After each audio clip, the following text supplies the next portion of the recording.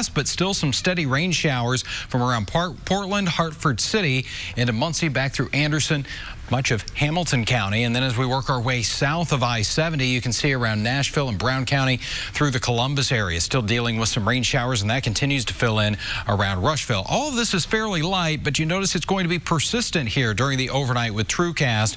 And even as we go into tomorrow morning, still a couple of those showers that are going to be around as temperatures drop back into the middle 40s tonight and a low around 44 degrees. So rain chances will actually come up a little bit during the overnight. I'll let you know if they'll resurge once again as we head into your Mother's Day afternoon in a few minutes. All right, Kyle, we'll see you in just a bit. Also tonight, it's been almost 2 years now since one of Indiana's most historic high school gymnasiums was damaged during a storm, but we've learned it could open again as soon as this fall. Now, back in November of 2017, part of the Muncie Fieldhouse's brick facade collapsed, happening during bad weather. It caused extensive damage to the roof and broke water pipes that caused a flood to happen inside.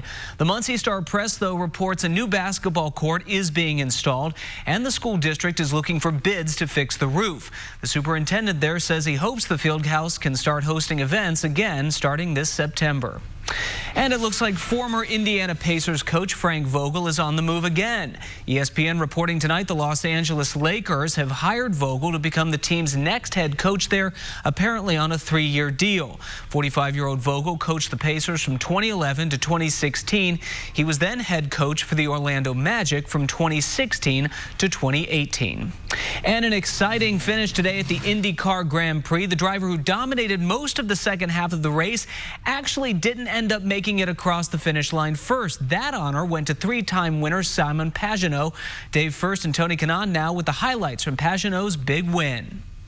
Tony Kanaan, Dave First, wrapping up IndyCar Grand Prix weekend. Mother's Day tomorrow. Another off day for you guys, but all the crews get back to it. It's really not an off day. I mean, the crews are working really hard. I mean, for sure everybody's off tomorrow, which the track did really well. They don't let anybody in here tomorrow. Good. So nobody's working on Mother's Day. And then we get to the Oval on Tuesday, but wrapping things up here for the IndyCar Grand Prix. First couple laps was interesting. Always is when you got 24 cars trying to make that hard right at the end of turn 1. And you know, I think it was expected, I guess. And then a lot of jostling. Rossi got caught out. He was banged up after the first lap. Ryan Hunter-Reay got caught. I mean, these are championship contenders that all of a sudden had bad days. Yeah, but if you think about it, look what happens, right? I mean, those guys who start all the way in the back, right? And then they try to get aggressive on the start, and then somebody make a mistake and take the other guy out. And that's usually what happens when you used to start in the front. Things are a lot more normal over there. In the back there, it gets complicated. Well, here's the thing. Even the pole sitter, Felix Rosenquist, he had a flaming hibachi going on in his pit stall. He was okay. Crew guys were okay. Something to laugh about, but it's kind of scary at the moment, but he's okay. But you move ahead now. All of a sudden, the rains move in. Everyone's got to make a decision. Do you stay on the red tires, the alternate reds? Do you go to the primary blacks, or do you put on the rain tires? That's something you guys did. Yeah, some people try to gamble, like Tony Kanaan. When I saw some of the rain coming, I called it in and I said, let's put rain tires on because I thought it was going to come in heavy. And if that happened, would give us a huge advantage. But the track, for some reason, had a lot of grip. And even when it was wet. Yeah, and you kept the slicks on and it was quicker. So that cost us a few laps. And so they happened to New Garden, the same thing. New Garden, they had came in alternate reds, and they had to come back in again, and then he lost a tire in the exchange there, so that cost him with the penalty. But in the end, it was a battle between Simon Pagenaud and Scott Dixon. And Pagenaud, I don't think we've ever seen a pass in turn 7 and 8 here at the Speedway. Well, now we did. Now we did. But Simon Pagenaud gets it done. There have been 6 IndyCar Grand Prix. Only 2 guys have ever won it. What's up with that? I don't know, but we're going to stop that. Next year, we'll stop that. Well, congratulations, Simon Pagenaud. A much-needed win, perhaps. We'll talk about that on the other side. But let's hear now from the 3-time champ here in the Grand Prix. SP, tell us more about that pass, though, the extraordinary run you guys made at the end there. Oh, man, the car was awesome all day.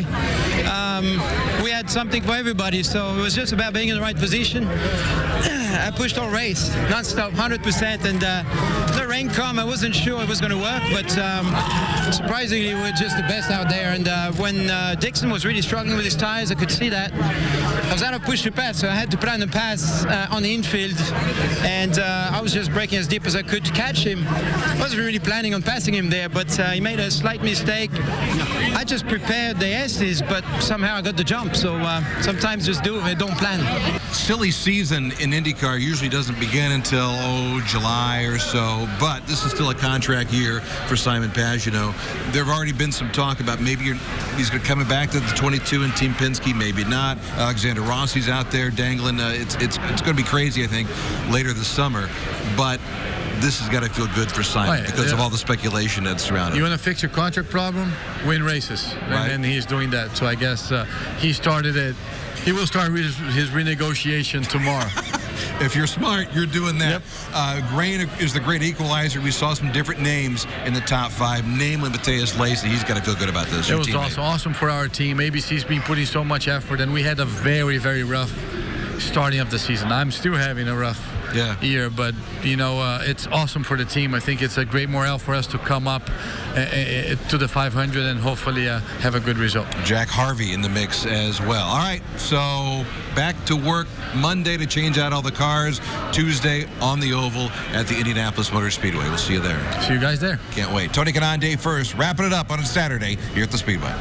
Dave, thanks. And we know all of you race fans are excited to get out to IMS. You don't have long to wait. Cars are going to be back on the track Tuesday. That's when practice begins for the Indy 500. The first of 4 straight days on the oval leading up to qualifying next Saturday. Then they'll run for the pole. That happening on Sunday, the 19th. Well, coming up, President Trump reignites the trade debate with China. What his decision means for the cost of goods coming into the U.S. And one of the biggest stories in Indianapolis history, and it was broken by a RTV6 reporter. Just ahead, we'll look back on the Mike Tyson rape case as our celebration of RTV's 70-year history continues. At Ross, yes for less. This is RTV6 News at 11, working for you. Welcome back. President Trump spending the day golfing after renewing a trade war with China earlier in the week. He increased tariffs on Chinese goods, which could push up prices for Americans. Now, some business owners already seeing a downturn, worry about how China will retaliate. Compared to last winter, our business is down 60%, and that 60% is basically made up 100% of Chinese exports that we do. And back in Washington, a sharp divide between the White House and Congress after a shocking revelation surfaced in the fallout of the special counsel's investigation. Within days of the report's release, the White House reportedly asked former White House counsel Don McGahn to publicly state that he did not believe the president ever obstructed justice. That's something that McGahn refused to do. The president's request, he refused to do that. Congressional Democrats, though, are keeping the pressure on, issuing McGahn a subpoena as they continue their own investigation. And working for you tonight, as always, with details on some new tools to help you protect older family members from becoming victims of fraud.